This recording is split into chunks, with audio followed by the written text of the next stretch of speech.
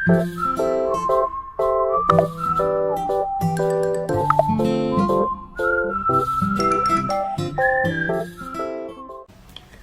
soal yang pertama, menurut Anda, bagaimana perbedaan penggunaan sistem informasi yang dimiliki antara perusahaan berskala besar, yakni nasional dan multinasional, dengan perusahaan berskala kecil, yakni UMKM?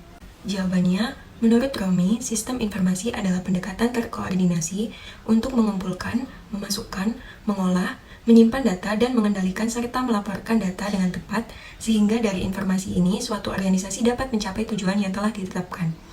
Secara umum, jenis-jenis sistem informasi sangatlah banyak dan beraneka ragam.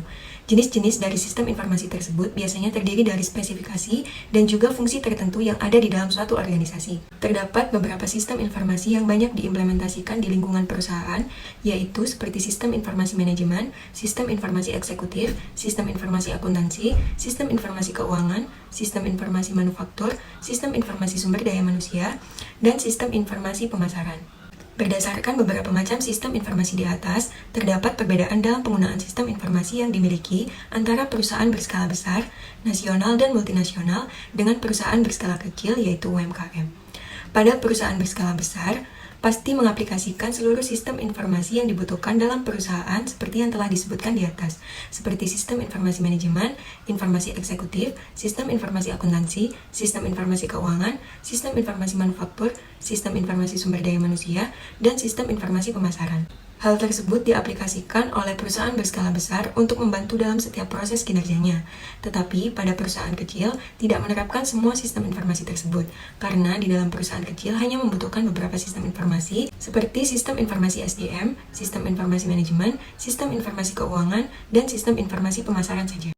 Untuk pertanyaan nomor 2, bagaimana cara Anda mengidentifikasi pesaing usaha Anda berdasarkan lingkungan pemasaran dan persaingan pasar pada pasar online, marketplace, dan pasar offline, pasar konvensional, ruko, toko retail, dan lain-lain? Jawabannya adalah, menurut Philip dan Duncan, pemasaran adalah sesuatu yang meliputi semua langkah yang dipakai atau dibutuhkan guna menempatkan barang yang bersifat nyata ke tangan konsumen. Sedangkan menurut Hanistrom, pemasaran adalah suatu kegiatan penyaluran barang atau jasa dari tangan produsen ke konsumen. Lingkungan pemasaran dikategorikan menjadi dua macam, yaitu the microenvironment meliputi perusahaan, pemasok, perantara, pemasar, pasar pelanggan, pesaing, dan publik. Selanjutnya ada the macroenvironment, yakni meliputi kekuatan demografis, ekonomi, alam, teknologi, politik, dan budaya. Berikut beberapa langkah dalam mengidentifikasi pesaing usaha. Yang pertama adalah menentukan siapa saja pesaing kita dan mengumpulkan data para pesaing untuk menyimpulkan kelemahan dan kekurangan apa saja yang dimiliki pesaing agar dapat mengetahui peluang yang dapat dioptimalkan terkait dengan strategi yang akan dilakukan. Selanjutnya yakni pelajari produk dan layanan yang ditawarkan oleh pesaing. Kemudian pelajari strategi penjualan yang digunakan oleh pesaing. Selanjutnya adalah analisis bagaimana pesaing memasarkan produk dan layanan.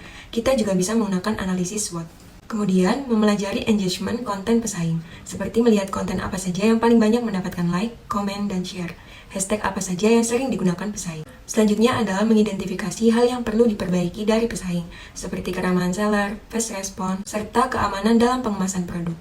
Dalam persaingan pasar online seperti yang ada pada marketplace dan e-commerce, banyak dijumpai persaingan harga, di mana para seller berlomba-lomba untuk memberikan harga yang paling murah.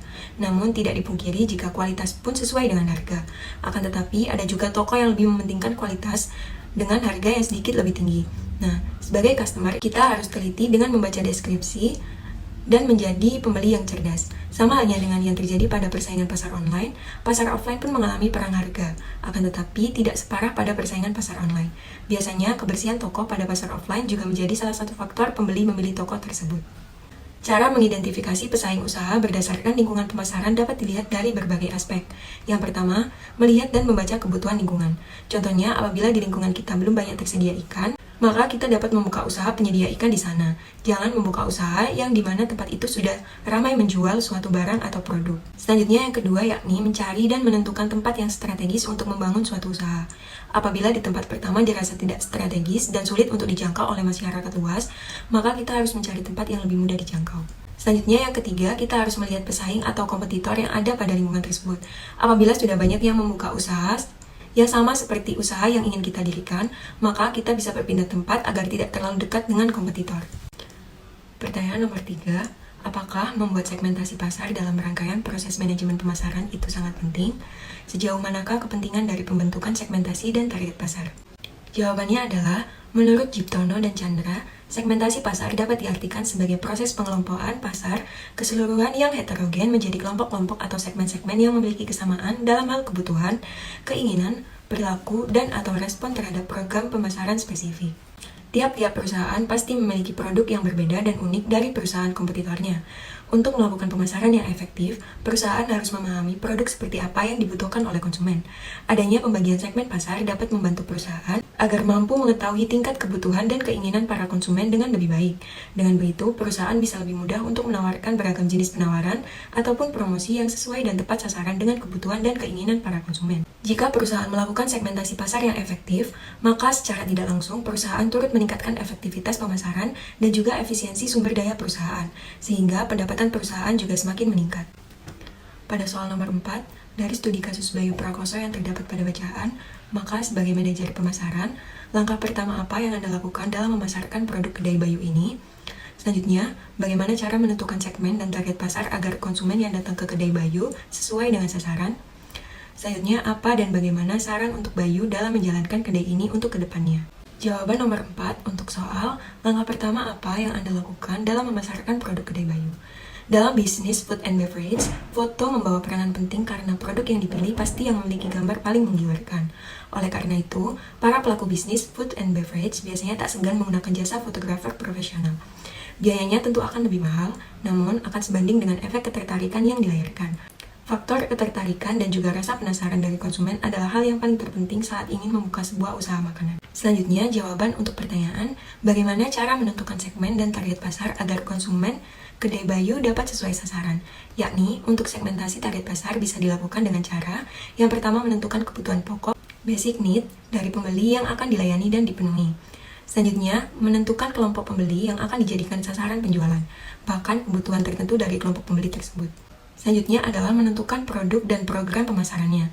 Untuk memenuhi kebutuhan yang berbeda-beda dari kelompok pembeli yang dipilih sebagai sasaran, perusahaan dapat menghasilkan barang-barang dengan tipe model yang berbeda-beda dan dipasarkan dengan program pemasaran yang berlainan.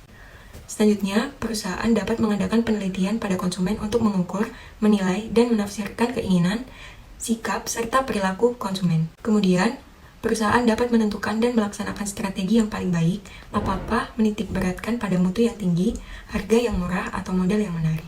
Selanjutnya, jawaban untuk pertanyaan apa dan bagaimana saran untuk Bayu dalam menjalankan kedai ini ke depannya.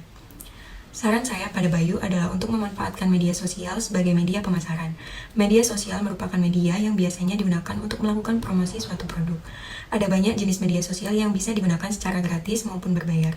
Keberadaannya cukup membantu dalam mensukseskan bisnis food and beverage yang sedang dijalankan. Media sosial bisa dijadikan penghubung antara bisnis dan customer. Strategi marketing selanjutnya adalah dengan menjalin komunikasi yang baik dengan customer. Strategi ini masih berkaitan erat dengan penggunaan media sosial, di mana pelaku bisnis harus aktif menjalin komunikasi dengan calon konsumen. Komunikasi yang terjalin tidak hanya balas-membalas komentar, melainkan rutin memposting promo dan foto produk terbaru.